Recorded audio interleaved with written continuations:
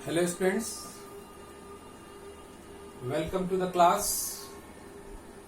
आज मैं आप लोगों को एक न्यूमेरिकल बताने जा रहा हूं जो एनसीईआरटी के 8th क्लास के एक्सरसाइज नंबर 2.2 और क्वेश्चन नंबर 14 है। बहुत अच्छा सवाल है। मैं जैसा कि बोलता हूं कि ये न्यूमेरिकल किसी बाउंड्री में बंद नहीं होता, इसे कहीं और भी पूछा जा सकता है। डिनोमिनेशन वाला सवाल है। मैं सवाल इसको न्यूमेरिकल को पढ़ता हूं। Lakshmi is a cashier in a bank. She has currency notes of denomination. Denomination मतलब कि जो नोट होते हैं ना, 100 रुपीज, 200 रुपीज, 500 रुपीज, तो उसे डिनोमिनेशन बोलते हैं। तो डिनोमिनेशन ₹100, ₹50 and ₹10 respectively.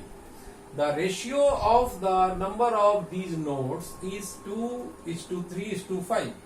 ऐसे 100 वाले 2, 5 वाले 3 parts and 10 वाले 5 parts. The total cash with Lakshmi is ₹4 lakhs. ये 4 lakhs है। How many notes of each denomination does she have? तो आप इसको कैसे करेंगे? मैं बार बार यही बोलता हूं, न्यूमेरिकल को 2 बार कम से कम पढ़ना चाहिए। अगर 2 बार में क्लियर नहीं हो तो तीसरी बार भी पढ़ना चाहिए। तो चलिए मैं आपको बताता हूं कैसे इसको परफेक्ट प्रोसेस करेंगे इसका। तो परफेक्ट प्रोसेस करने का तरीका ये है कि सबसे पहले हमारे पास नोट्स कौन कौन से हैं, 100 रुपीज, 50 रुपीज और 10 रुपीज। तो हम इस रेशियो के बेस पे सबका कितना नंबर होगा ये हम लिख लेते हैं। ठीक है। Let us suppose number of 100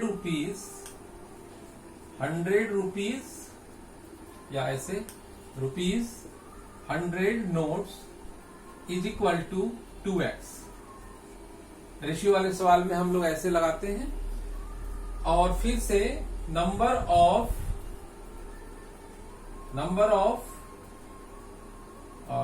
rupees 50 notes is equal to कितना, 3x। And number of ₹10 notes is equal to कितना, 5x। यानी कि 100 रुपए के नोट जो है कितनी है हमारे पास, या लक्ष्मी के पास कितने हैं, 2x। Number of ₹50 notes 3x। Number of ₹10 notes 5x। तो अब क्या है कि इनका ये तो नंबर ऑफ नोट्स है, यानी कि रुपयों की संख्या। तो अब मान लीजिए कि आपके पास 10 रुपए का 5 नोट है, 5 नोट्स है। तो उसका वैल्यू कितना है, यानी कि 10 into 5 यानी 50 रुपीज। तो यहां पे इसका वैल्यू कितना होगा, तो हम इसको लिख सकते हैं, value of ₹100 notes is equal to 2x into 100, 200x। ये अब हो गया, कन्वर्ट हो गया रुपए में, 200x रुपीज। अब फिर value of ₹50 notes is equal to कितना, 3x इंटू 50। ये कितना हो गया, 150x यानी 150x। ये भी रुपये में बदल गया, लेकिन इसमें अभी वेरिएबल x लगा हुआ है। ठीक है ना। तो अब क्या है, value of 10 rupees 10 notes equal to कितना है, 5x प्लस 5x इंटू 10। ये कितना होगा, 50x रुपीज। तो ये अब हमारे पास जो आ गया, ये रुपीज के फॉर्मेट में है, ये रुपया बन गया। अब अकॉर्डिंग टू क्वेश्चन ये टोटल रुपए का जो सम है वो है 4 lakhs।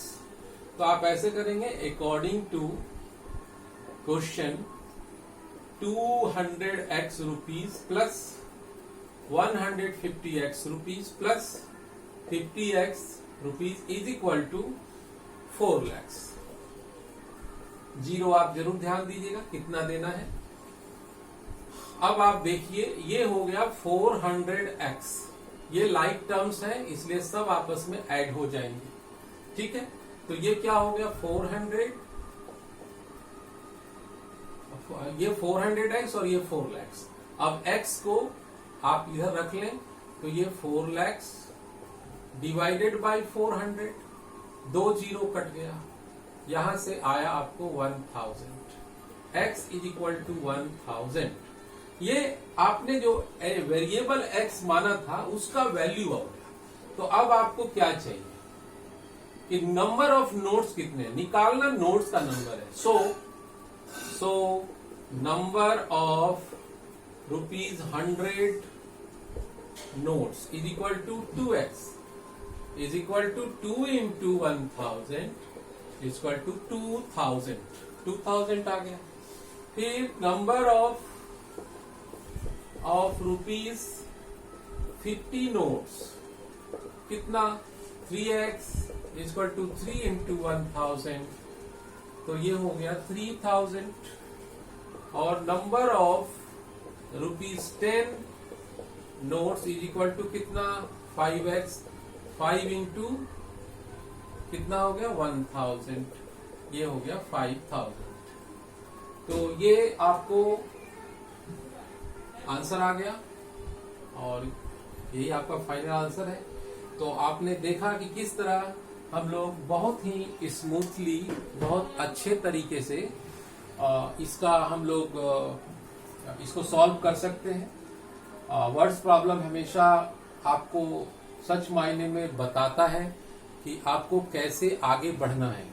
वो मेरा तो मानना यह है कि जो वर्ड्स प्रॉब्लम किसी भी क्लास में है, चाहे 9th में, 10th में, 8th में या किसी भी क्लास में, वो आपको खुद ही गाइड करते हैं कि आप किस डायरेक्शन में अप्रोच करना है आपको। बस आपको उसे समझने की जरूरत है। थोड़ा सा आप अपने ब्रेन का अप्लाई करेंगे तो निश्चित रूप से आपको आसानी होगी। Thank you very much, bye.